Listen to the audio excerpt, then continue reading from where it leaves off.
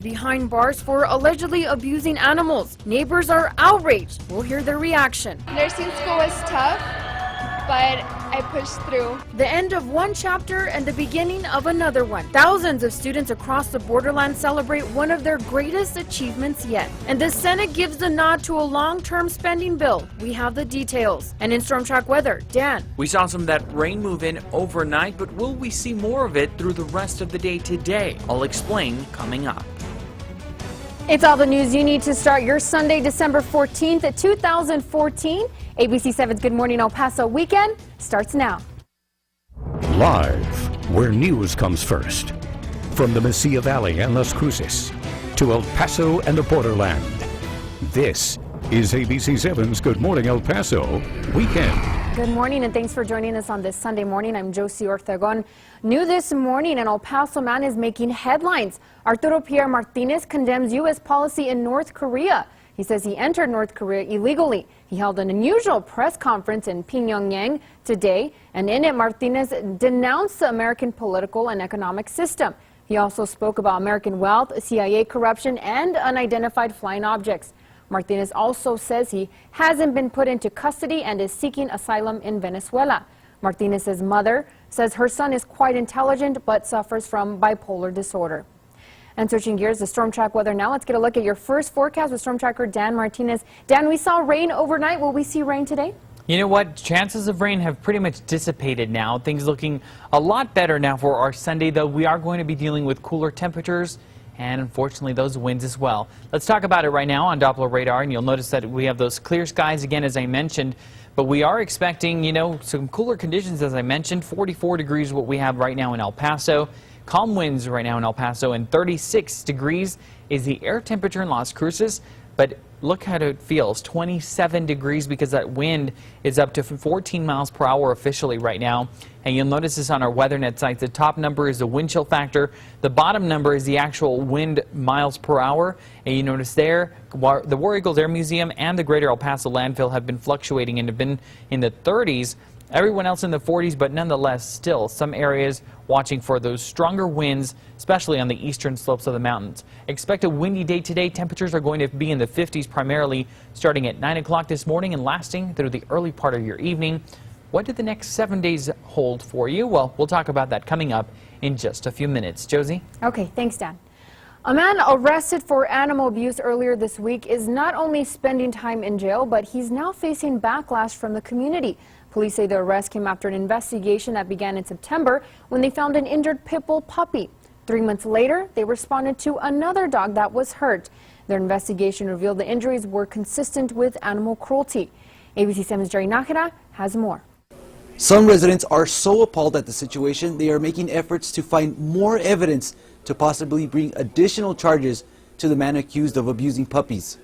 And I saw what he had done, and I honestly could not believe, that anyone could actually do these types of things. Residents and dog owners tell ABC 7 they're disheartened by the recent news of the alleged dog abuse by this man, 61-year-old Carlos Fernandez. Fernandez was arrested and charged with 2 counts of cruelty to a non-livestock animal.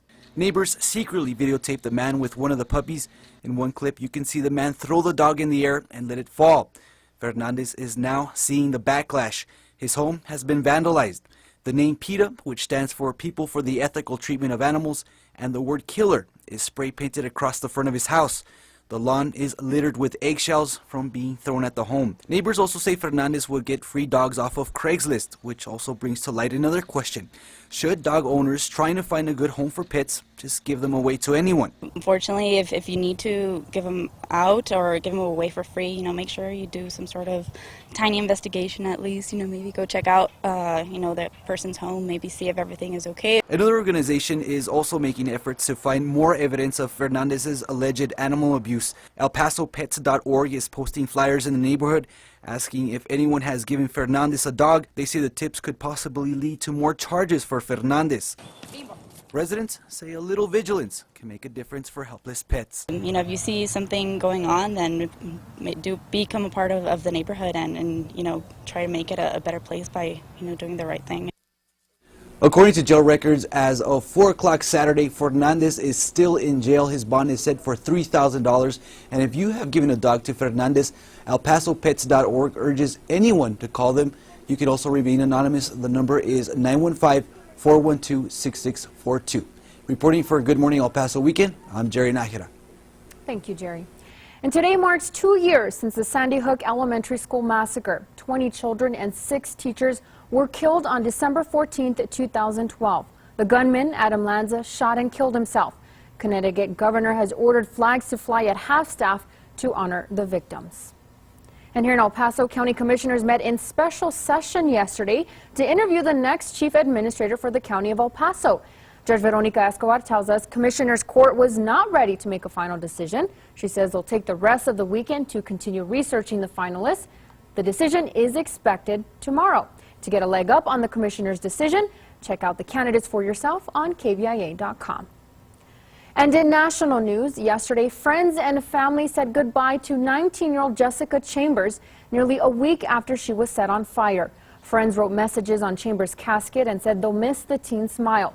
Firefighters found Chambers near her car in a wooded area last Saturday. Her family said she had burns on more than 98% of her body. So far, police have very few clues in the case. And on a lighter note, about 2,300 UTEP students walked across the Don Haskins stage to pick up their diplomas. Commencement was also one of the final events of the University Centennial Celebration. And NMSU students and community college students also walked across the stage yesterday. We spoke to one UTEP student who says she was very excited.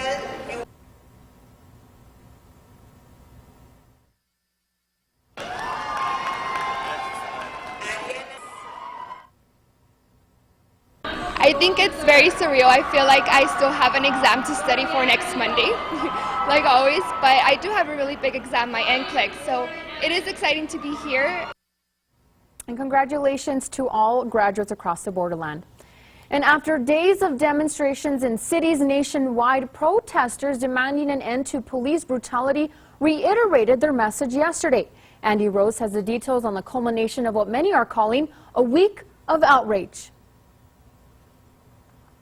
No justice! No peace! No justice! No peace! Thousands of protesters gathered in cities across the nation Saturday, participating in the Justice for All March. The demonstrations are a response to grand jury decisions not to indict white police officers in the deaths of 2 black men, Michael Brown in Ferguson, Missouri, and Eric Garner in New York City. The message to Congress is that they need to pay attention to policing. They need to take care of our country. If the police is supposed to protect us, then they need to make sure that they ensure that. Garner's mother agrees with the message. This is just a great moment. This is a history-making moment. That's right, Mom. And you know, we need to stand like this at all times.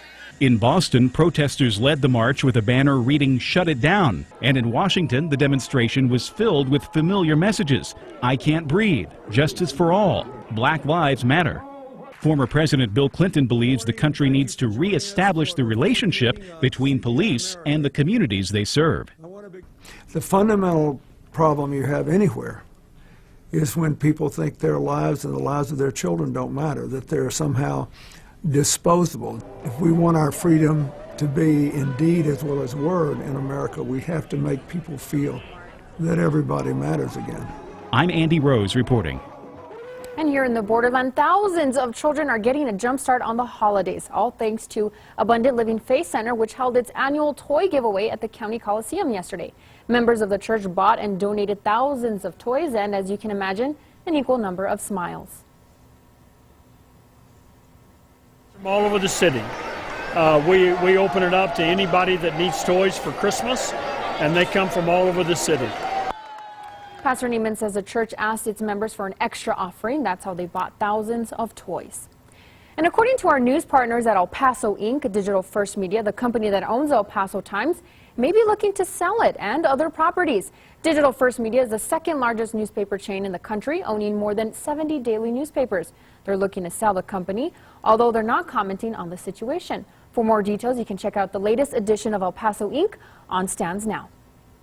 And although the Eagles lost Friday night, they certainly created memories that will last a lifetime. Congratulations to the Canutillo football team on a great season, and it was one that really brought the whole town together.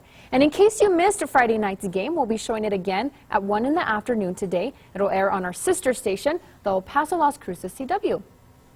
Still ahead on ABC7's Good Morning El Paso weekend, take a look at this, the mess left behind by a powerful storm in California.